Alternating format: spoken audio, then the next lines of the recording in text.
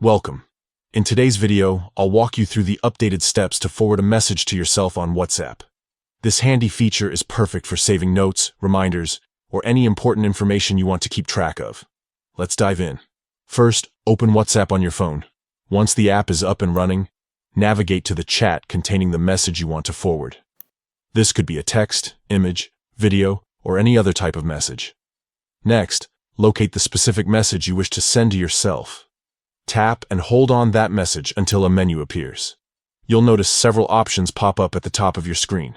Now, look for the forward arrow icon. It's typically located next to the trash bin icon.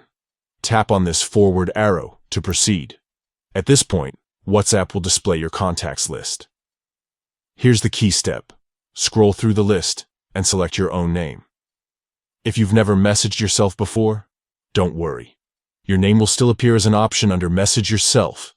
Tap on it to open your personal chat. Finally, tap the Send button, usually represented by a paper plane icon, and that's it. The message is now forwarded to your own chat where you can access it anytime. This simple process makes it easy to save important messages for personal use or even transfer files between devices using WhatsApp web or desktop.